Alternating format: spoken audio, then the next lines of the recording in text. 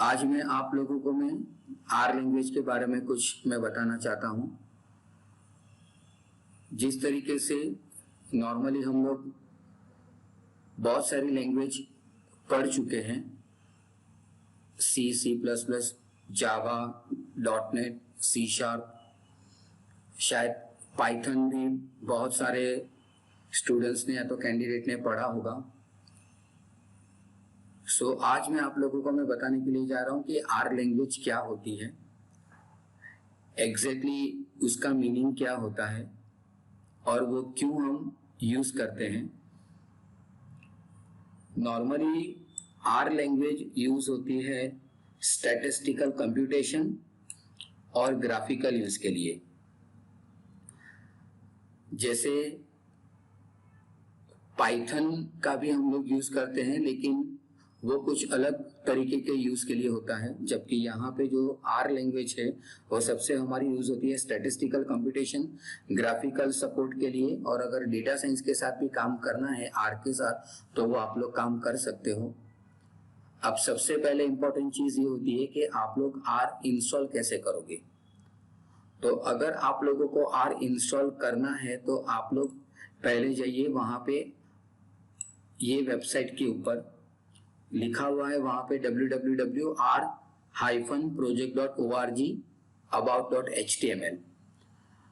वो एक वेबसाइट है कि जिसके अंदर हमें आर का रिलेटेड जो सॉफ्टवेयर है वो हमें मिल जाता है। यहाँ पे देखो डाउनलोड के अंदर भी लिखा है, वहां पे आप लोगों को ये जो CRAN लिखा हुआ है उसके ऊपर आप लोगों को क्लिक करना है। तो जैसे ही आप लोग ये क्रान के ऊपर आप लोग क्लिक करोगे तो वहां पे आप लोगों को इस तरीके की आप लोगों को स्क्रीन मिलेगी। अब सबसे पहले तो ये पता होना चाहिए कि एग्जैक्टली क्रान है क्या। क्रान का मतलब होता है कॉम्प्रिहेंसिव आर आर्चिव नेटवर्क। ध्यान में रखना, क्रान का मतलब होता है कॉम्प्रिहेंसिव आर आर्चिव नेटवर्क। वो एक एग्जैक्टली एक प्रोजेक्ट है कि जिसके अंदर हमें आर के रिलेटेड जितनी भी चीजें हैं वो हमें मिल जाती है। आप लोगों को अगर आर इंस्टॉल करना है तो ये उसकी ऑफिशियल साइट है, तो वहां पे आप लोगों को मिल जाएगा windows.release, windows.old release। जहां से भी आप लोगों को इंस्टॉल करना है आप लोग कर सकते हो। अगर मुझे यहाँ से उसका जो क्लाउड का जो उसका जो प्लेटफॉर्म है तो वहां पे क्लाउड के ऊपर जाके भी अगर आप लोगों को करना है तो आप लोग कर सकते हो। ये इंस्टॉलेशन होने के बाद आप लोगों को इस तरीके की आप लोगों को कुछ स्क्रीन दिखेगी। आप लोगों को जैसे आप लोग इंस्टॉल करोगे आप लोगों को इस तरीके की स्क्रीन दिखेगी। तो जैसे ही इसको मैं क्लिक करता हूं तो देखो यहाँ पे आप लोगों का उसका एक विंडो खुल जाएगा। अब यहाँ पे ध्यान में रखना कि आप लोगों का जो आर वर्जन है वो 4.0.0 का है, 0 का है। वो फ्रेंड्स आप लोग ध्यान में रखो, क्योंकि ये इंपॉर्टेंट है। क्योंकि कई जो लाइब्रेरीज वगैरह होती है वो जो अपडेटेड वर्जन होता है उसके ऊपर वर्क होती है, पुराने प्लेटफॉर्म के ऊपर वो वर्क नहीं करती है। ये चीज आप लोग ध्यान में रखो कि जब भी आप लोग वर्जन इंस्टॉल करो तो उसका वर्जन कौन सा है वो ध्यान में रखना है। अगर आप लोगों को उसके अलावा भी अगर आप लोगों को और ज्यादा अगर आप लोगों को इंफॉर्मेशन चाहिए तो आप हेल्प में जाके आप लोग जैसे अबाउट के ऊपर आप लोग क्लिक करोगे तो आप लोगों को यहाँ पे मिल जाएगा कि उसका वर्जन 4.0.0 है यहाँ पे। तो ये मैंने आपको दिखाया कि किस तरीके से आर GUI इंस्टॉल करते हो। यहाँ पे भी अगर आप लोगों को कुछ बेसिक वर्क करना है तो आप लोग कर सकते हो। अगर कोई पर्टिकुलर कमांड्स का भी आप लोगों को यूज करना है तो आप लोग कर सकते हो। दूसरी चीज जो मैं आप लोगों को मैं बताना चाहता हूं वो है आप लोगों का आर स्टूडियो। जैसे आप लोग जो प्रोग्रामिंग जो लिखते हो वो अलग अलग IDE के अंदर लिखते हो। जैसे आपका विजुअल कोड हो गया, सबलाइन हो गया, विजुअल स्टूडियो हो गया, जैसे .NET के अंदर उसका यूज होता है। तो उसी तरीके से आर लैंग्वेज के अंदर भी जैसे पाइथन के अंदर भी अगर आप चाहो तो आप पाइचाम का या तो कोई पर्टिकुलर IDE का आप लोग यूज करते हो, जैसे स्पाइडर करके होता है। तो उसी तरीके से यहाँ पे आर स्टूडियो के अंदर भी उसका एक IDE है कि जिसको हम लोग बोलते हैं आर स्टूडियो। तो अगर आप लोगों को आर स्टूडियो अगर इंस्टॉल करना है तो आप लोग ये URL के ऊपर आप लोग जा सकते हो rstudio.com/products/rstudio/download। तो जैसे आप लोग ये URL आप लोग लिखोगे तो आप लोगों को इस तरीके की स्क्रीन मिलेगी। यहाँ पे आप लोगों को अलग अलग उसके वेरिएशंस मिलेंगे। एक आपको रहेगा RStudio डेस्कटॉप, ये आपका ओपन सोर्स है, ये आपको फ्री में मिल जाएगा।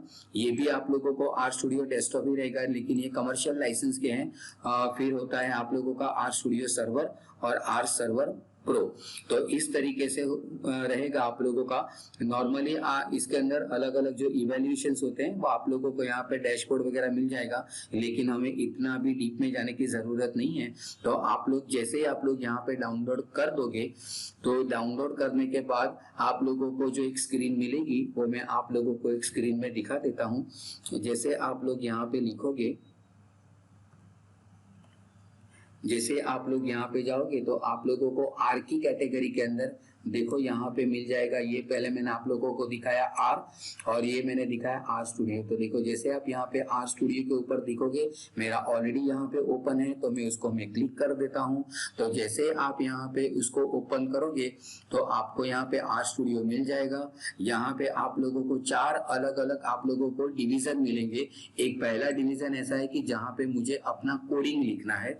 दूसरा आप लोगों का जो बिलो जो पार्ट है यहाँ पे, वो बिलो पार्ट आपका ऐसा है कि जहाँ पे आप लोग जो कोड लिखोगे उसका आप लोगों को आउटपुट मिलेगा। डायरेक्टली भी अगर आप लोगों को यहाँ पे काम करना है तो वो भी कर सकते हो। यहाँ पे आप लोगों को मिलेगा उसका जो आप लोग जो वेरिएबल लेते हो या तो आपके जो भी डेटा फ्रेम्स होते हैं वो वगैरह आपको मिल जाएगा। यहाँ पे कनेक्शंस के रिलेटेड भी देखना है, अगर आपको हिस्टोरी के बारे में देखना है, कौन कौन से पैकेजेस इंस्टॉल किए हुए वो भी आप लोगों को मिल जाएगा। यहाँ पे आप लोगों को एनवायरमेंटल वेरिएबल दिखेंगे और यहाँ पे आप लोगों को मिलेंगी कौन कौन सी फाइल। जैसे हम लोग विंडोज एक्सप्लोरर के साथ काम करते तो वो आपको मिल जाएगा। प्लॉट्स दिख जाएंगे अगर आपने कुछ किया है तो, अगर ग्राफिक्स के साथ विजुअलाइजेशन के साथ काम किया हुआ है तो वो आप लोगों को मिल जाएगा। यहाँ पे पैकेजेस मिलेंगे कि जितने पैकेजेस और द लाइब्रेरीज जो आर लैंग्वेज के अंदर यूज होते हैं वो आप लोगों को मिल जाएगा। यहाँ पे अगर आप लोगों को हेल्प देखनी है, अगर आप लोगों को यहाँ पे कुछ व्यूअर देखना है तो वो भी आप लोग देख सकते हो। और सबसे बड़ी इंपॉर्टेंट चीज ये होती है कि अगर आप लोगों को कोई भी अगर पैकेजेस या तो लाइब्रेरी अगर इंस्टॉल करना है तो टूल्स या टूल्स के अंदर जाके इंस्टॉल पैकेजेस के अंदर जाके यहाँ पे सबसे इंपॉर्टेंट चीज होती है कि जो आपको रेपोजिटरी मिलती है वो क्रान में से मिलती है। जैसे मैंने आपको बताया था कॉम्प्रिहेंसिव का, मैंने आप लोगों को मैंने दिखाया था यहाँ पे क्रान का जो फुल फॉर्म होता है वो मैंने दिखाया था कॉम्प्रिहेंसिव आर्चिव नेटवर्क। उसके अंदर आप लोगों को बहुत सारे लाइब्रेरीज वगैरह मिलती है, तो वो लाइब्रेरीज वहां से आती है। आप लोगों को जो भी लाइब्रेरी चाहिए तो वो आप लोग लिख सकते हो। जैसे मैंने यहाँ पे लिखा ओडीबीसी में अगर मैं लिखता हूँ तो देखो यहाँ पे ओडीबीसी का आप लोगों को लाइब्रेरी आप लोगों को मिल जाएगी। वो कहाँ पे ये इंस्टॉल होगी वो भी आप लोगों को देखना है। सी के अंदर, यूजर के अंदर, विकास के अंदर, डॉक्यूमेंट्स, आर लाइब्रेरी, ये यहाँ पे उसकी डिफॉल्ट लाइब्रेरी थी। जैसे आप यहाँ पे इंस्टॉल करोगे तो उसकी जितने भी डिपेंडेंसीज वगैरह है वो आपकी इंस्टॉल हो जाएगी। तो ये एक चीज आप लोगों के लिए बहुत इंपॉर्टेंट होती है कि जो मैंने आपको दिखाया कि किस तरीके से आप लोग आर स्टूडियो आप लोग इंस्टॉल कर सकते हो। तो यहाँ पे एक मेरा सेशन खत्म होता है फ्रेंड्स कि किस तरीके से आप लोग आर इंस्टॉल कर सकते हो और किस तरीके से अलग अलग चीजें आप लोगों को जो स्क्रीन्स वगैरह जो मिलते हैं कि जब भी आप लोग आर स्टूडियो इंस्टॉल करेंगे तो 4 डिवीजन आपको मिलेंगे। तो ये सब कुछ आप लोगों को ध्यान में रखना है फ्रेंड्स। अब जो मैं आप लोगों को मैं बताने के लिए जा रहा हूँ वो आप लोगों का है, मैं थोड़ा आप लोगों को मैं प्रैक्टिकल्स में बताना चाहूंगा। प्रैक्टिकल्स हम लोग देखते हैं किस तरीके से यूज होता है। अब जैसे अगर मैं बात करूं, जैसे आप लोगों ने C++ आप लोगों ने जावा वगैरह किया होगा तो उसके अंदर बहुत सारे आप लोगों को ऑपरेटर्स मिलते हैं। तो वो ऑपरेटर के साथ आप लोग किस तरीके से काम कर सकते हो वो मैं आप लोगों को मैं दिखाना चाहता हूँ। जैसे मैंने यहाँ पे लिखा a इज इक्वल टू 2, तो जैसे मैं यहाँ पे मैं a इज इक्वल टू 2 में यहाँ पे मैं लिखता हूँ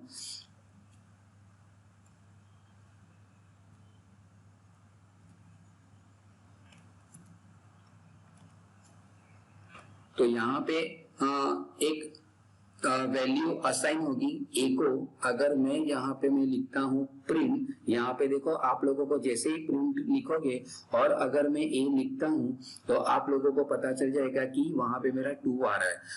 दूसरी चीज यहाँ पे देखना कि देखो यहाँ पे भी जैसे मैंने आगे आप लोगों को दिखाया था, यहाँ पे ग्लोबल एनवायरमेंटल वेरिएबल भी दिखता है कि जैसे यहाँ पे ए है तो आपको यहाँ पे पता चल जाएगा कि मेरी वैल्यू यहाँ पे 2 है। उसी तरीके से अगर मैं यहाँ पे मैं लिखता हूं कि ए, अगर मुझे इस तरीके से अगर कुछ वर्क करना है तो ये भी मैं कर सकता हूं। और यहाँ पे देखो अगर मैं यहाँ पे मैं लिखता हूँ प्रिंट और अगर मैं लिखता हूँ यहाँ पे ए, तो देखो मुझे पता चल जाएगा कि मैंने यहाँ पे बुलियन वैल्यू जैसे ट्रू और फॉल्स अगर आप लोगों को स्टोर करवाना है तो वो भी कर सकते हो। और यहाँ पे भी देखो आप लोगों को a is equal to true मिल जाएगा। अब यहाँ पे किस तरीके से हुआ है वो भी मैं आपको बता देता हूँ, क्योंकि मैंने सेम टू सेम वेरिएबल लिया हुआ है। तो जो a की जो पुरानी वैल्यू थी 2 वो निकल जाएगी और उसके ऊपर 2 आपकी ओवरराइट हो जाएगी। लेकिन कहने का मेरा मतलब ये है कि आप इस तरीके से भी वैल्यू को आप लोग असाइन कर सकते हो, आप लोग इस तरीके से भी वैल्यू को असाइन कर सकते हो। ये आर के अंदर नई मैकेनिज्म है कि नॉर्मली आप लोग C++, जावा, डॉटनेट के अंदर, पाइथन के अंदर आप लोग इस तरीके से काम करते हो, लेकिन आर के अंदर अब इस तरीके से काम होता है, जो बहुत बढ़िया चीज है।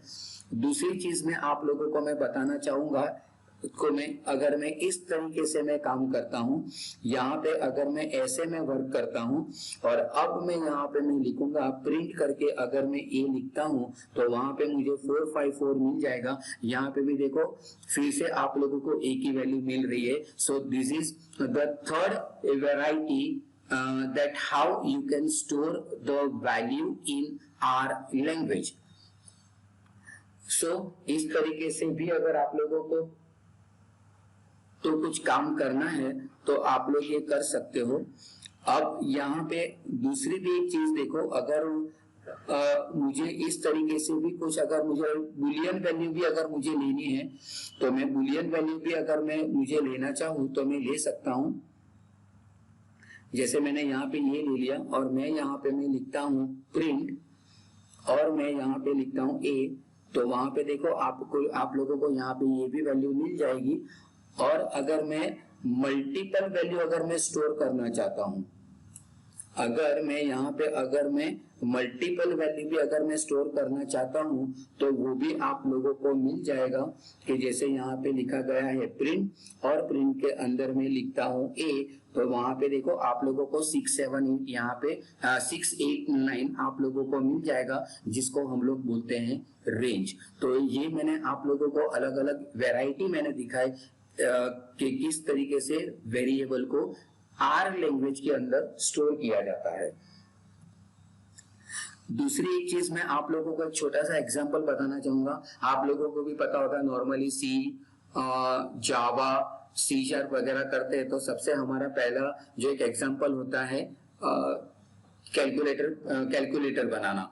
तो वो मैं आप लोगों को मैं बताना चाहूंगा कि अगर आर के अंदर आप लोगों को कोई एक कैलकुलेटर बनाना है तो कैसे बना सकते हो। तो जैसे मैं यहाँ पे मैं कोई एक वैल्यू में स्टोर कर देता हूँ ए के अंदर, जैसे मैंने यहाँ पे ए के अंदर मैंने वैल्यू यहाँ पे मैंने स्टोर की, और अगर मैं यहाँ पे मैं दूसरी वैल्यू में स्टोर करता हूँ बी की, तो मैंने यहाँ पे कुछ वैल्यू मैंने यहाँ पे स्टोर कर दी है। तो जैसे मैं यहाँ पे मैं वर्क करता हूँ तो देखो यहाँ पे आप लोगों को कुछ पता चलेगा ए की वैल्यू 896 है, बी की वैल्यू 245 है। और अब अगर ए इज इक्वल टू बी अगर मैं यहाँ पे मैं लिखता हूँ तो यहाँ पे मुझे मिल जाएगा यहाँ पे, और तो यहाँ पे देखो मुझे मिल रहा है किस तरीके से वैल्यू मिल रही है मुझे 10, 13, 11। तो यहाँ पे देखो 8 और 2 यहाँ पे 10 हो रहा है, 9 और 4 13 हो रहा है, और 6 और 5 आप लोगों को मिलेगा एडिशन।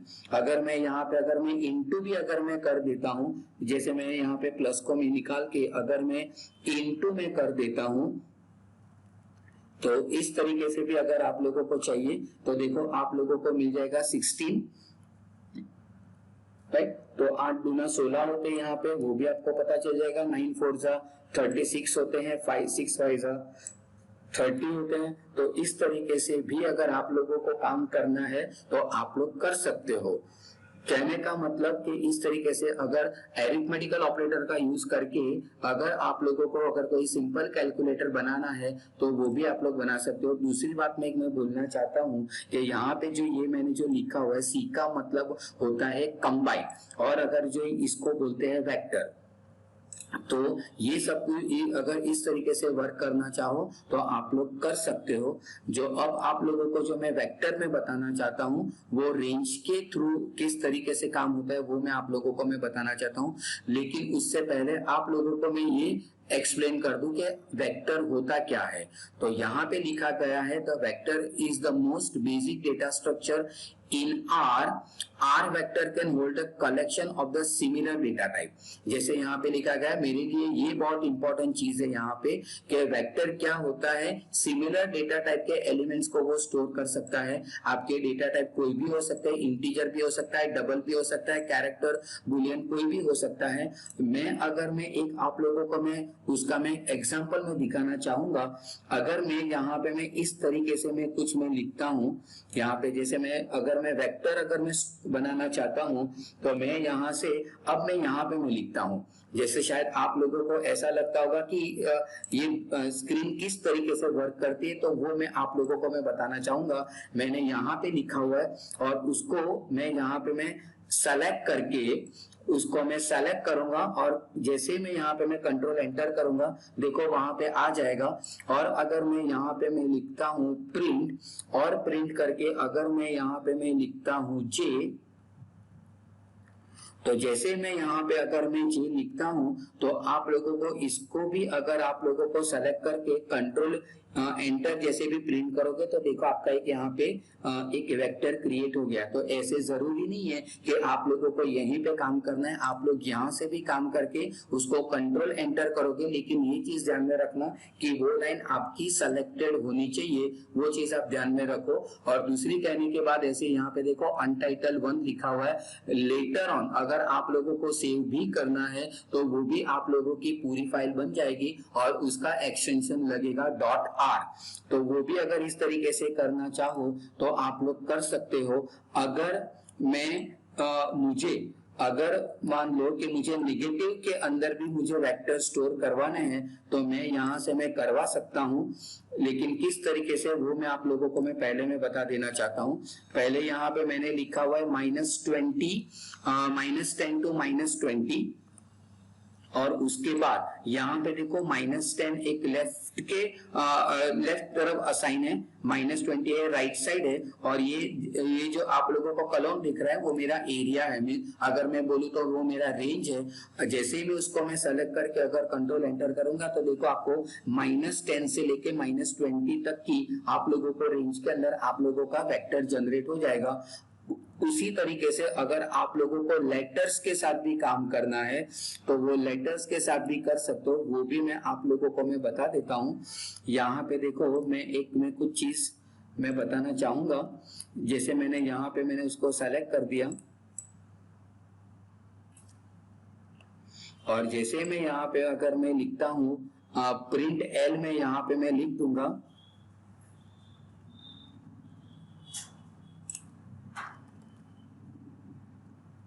प्रिंट, और जैसे ही मैं एल यहाँ पे मैं लिख दूंगा तो आपको देखो यहाँ से 1 to 6 ABCD का आप लोगों को मिल जाएगा। तो इस तरीके से भी अगर आप लोगों को वेक्टर जनरेट करने हैं आर के अंदर तो आप लोग कर सकते हो।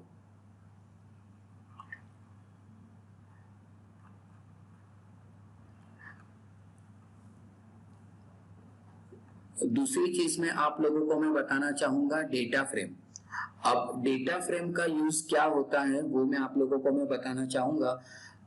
Data frame in R is a table और the two dimensional data structure. Data frame R के अंदर ऐसा होता है कि जहाँ पे टू डायमेंशनल के ऊपर काम करता है, वो एक तरह का टेबल होता है कि जिसके अंदर आपके जो डेटा स्टोर होते हैं रो एंड कॉलम्स के अंदर, और अगर हमें उसको एक्सेस भी करना है तो उसके रो इंडेक्स या तो कॉलम इंडेक्स के थ्रू हम उसको ले सकते हैं। मैं आप लोगों को मैं एक एग्जांपल में बताना चाहूंगा। मैं पहले में एक आईडी यहाँ पे मैं डेटा फ्रेम में जनरेट कर रहा हूँ। यहाँ पे देखो मैंने यहाँ पे मैंने आईडी मैंने बना दिया। अब जैसे मैंने यहाँ पे एक आईडी मैंने बना दिया, इसको मैंने कंट्रोल एंटर किया। उसके बाद मैंने यहाँ पे किया, मैंने एक दूसरा मैंने ले लिया। मैंने यहाँ पे देखो जैसे लिखा हुआ है name John Rob Ruben Christy करके मैंने यहाँ पे एक उसका नाम मैंने ले लिया। मैंने उसका यहाँ पे मैंने कंट्रोल, तो देखो वो भी यहाँ पे आप लोगों का आ गया। उसी तरीके से मैं ऑक्यूपेशन में ले रहा हूँ, ऑक्यूपेशन में मैंने ले रहा हूँ। दूसरी चीज आप लोगों को खास ध्यान में याद रखना जरूरी है कि आप लोग जितने वैल्यूज जनरेट करते हो वो वैल्यूज सभी के अंदर सेम होनी चाहिए। ऐसा ना हो कि एक के अंदर ज्यादा है और एक के अंदर कम है, ऐसा नहीं होना चाहिए। तो वो फ्रेंड्स आप लोग ध्यान में रखना, ये बहुत जरूरी है।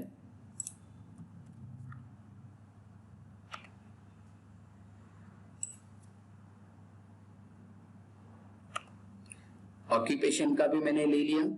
अब मैं यहाँ पे मैं ले रहा हूँ सैलरी के रिलेटेड में, उसकी मैं वैल्यूज में ले रहा हूँ यहाँ पे।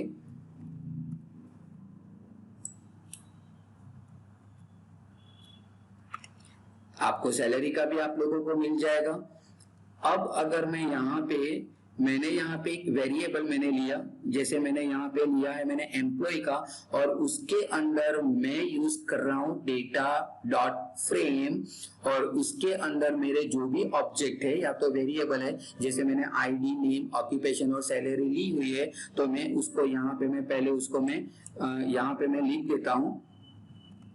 और उसके बाद अगर मैं उसको मैं प्रिंट कर देता हूं तो आप लोगों को पता चलेगा कि किस तरीके से वो वर्क होता है। देखो तो आप लोगों को यहाँ पे पता चल गया होगा कि देखो यहाँ पे आप लोगों की जो वैल्यू आ रही है वो टेबुलर फॉर्मेट के अंदर है। दूसरी भी चीज आप लोग यहाँ पे देखिए, यहाँ पे मैंने दूसरी चीज, ये मेरे लिए बहुत इंपॉर्टेंट है। ये ग्लोबल जो एनवायरनमेंट है, मैंने यहाँ पे आईडी लिया था, नाम लिया था, ऑक्यूपेशन और सैलरी वगैरह जो भी लिया था। तो देखो आप लोगों को उसकी पूरी आप लोगों को उसकी वैल्यूज यहाँ पे मिल रही है, और यहाँ पे भी आप लोगों को देखो मिल जाएगा। यहाँ पे मेरा आईडी 1 2 3 4 है, मेरा नाम है, ऑक्यूपेशन है, सैलरी है, और ये जो है उसका वो सीरियल नंबर है, वो अपने आप वो ले लेता है। तो इस तरीके से अगर आप लोगों को डेटा फ्रेम के साथ भी काम करना हो तो आप लोग कर सकते हो। दूसरी बात मैं आप लोगों को मैं बताना चाहूंगा, अगर आप लोगों को CSV फाइल का इंपोर्ट करना है, नॉर्मली आप लोगों को पता होगा जैसे नॉर्मली हम फाइल का या तो कोई डेटा का इंपोर्ट एक्सपोर्ट करते हैं, तो अगर इस तरीके से अगर मुझे कोई CSV फाइल को इंपोर्ट करना है तो यहाँ पे मैं कुछ इस तरीके से मुझे लिखना पड़ेगा। तो अगर मैं ऐसा में कुछ यहाँ पे मैं लिखता हूं,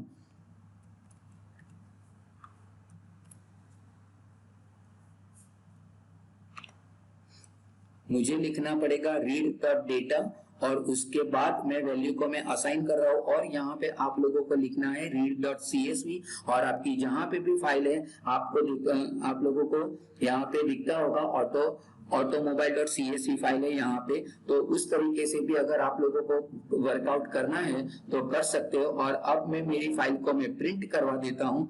तो जैसे ही आप यहाँ पे उसको आप प्रिंट करोगे तो यहाँ पे उसके डेटा आप लोगों को देखो मिल जाएंगे।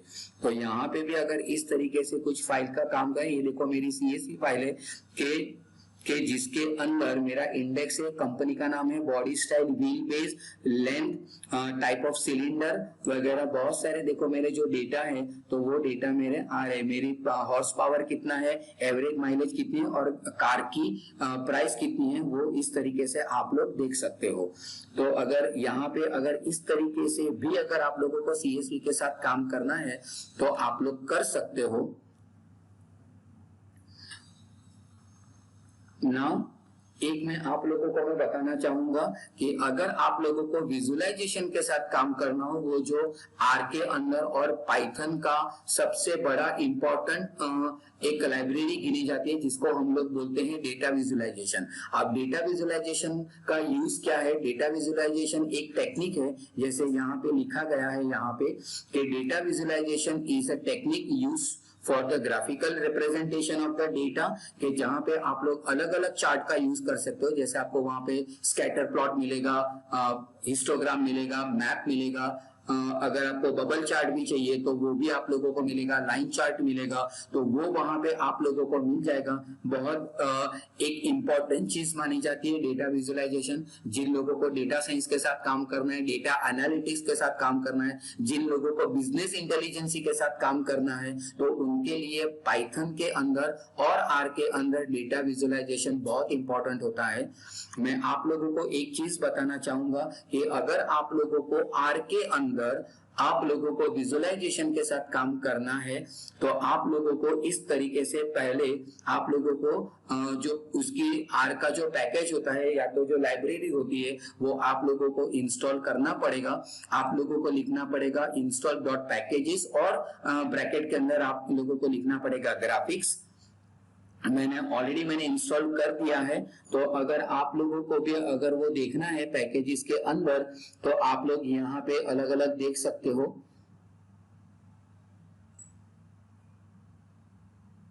यहाँ पे देखो मैंने बहुत सारे मैंने यूज किए हुए पैकेजेस वगैरह। मैं यहाँ पे आप लोगों को मैं दिखा देता हूँ ग्राफिक्स। मैं फिर से मैं आप लोगों को मैं ये करवाना चाहूंगा, यहाँ पे देखो इंस्टॉल जो लिखा गया है, इंस्टॉल के ऊपर क्लिक करो। मैं यहाँ पे मैं ग्राफिक्स में लिखता हूँ,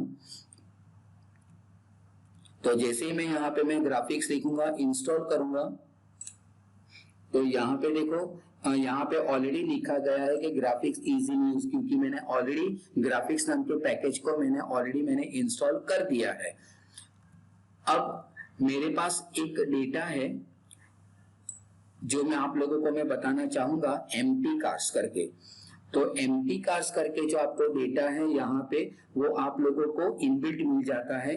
और अब मैं यहाँ पे उसको अगर मैं प्रिंट कर देता हूँ, मैं यहाँ पे मैं लिखूंगा प्रिंट, और मैं यहाँ पे मैं लिखता हूँ एम्प्टी कार्स करके अगर मैं लिखता हूँ, तो यहाँ पे देखो आप लोगों को उनका डेटा मिल जाएगा। यहाँ पे देखो एम्प्टी कार्स करके, यहाँ पे एमपीजी करके हैं, यहाँ पे बहुत सारे कार के नाम है, Duster, then Mercedes, then Hornet, Datsun, Mazda, और ये उसके डेटा है।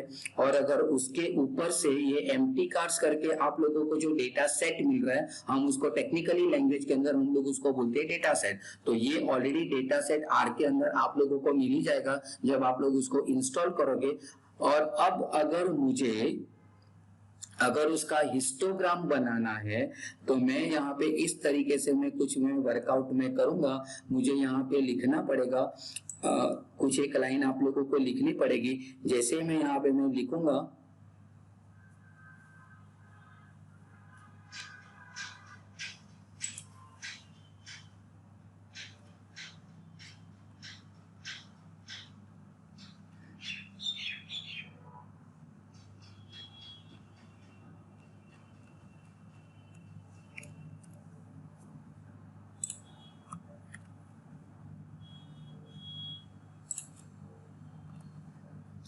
जैसे ही मैं यहाँ पे मैं लाइन लिखूंगा मैं यहाँ पे, तो वो इस तरीके से आप लोगों का यहाँ पे विजुअलाइजेशन आप लोगों को मिल जाएगा।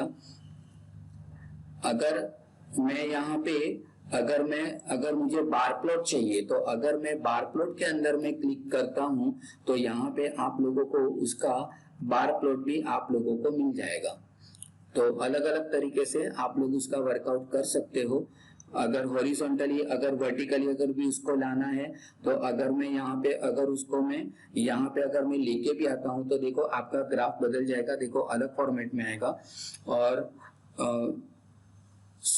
इस तरीके से भी अगर आप लोगों को कुछ काम करना है, तो आप लोग अलग अलग वे से आप लोग कर सकते हो।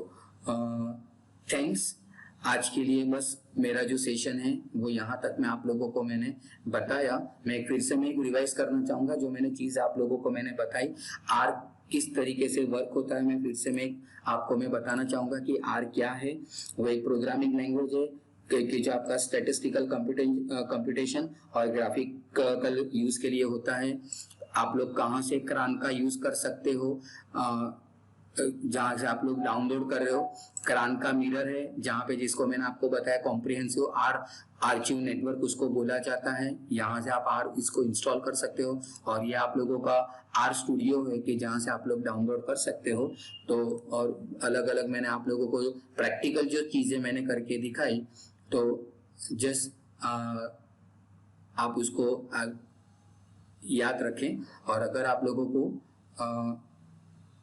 विजुअलाइजेशन किस तरीके से करना है वो भी मैंने दिखाया। So thanks for watching my video. Thank you and God bless you.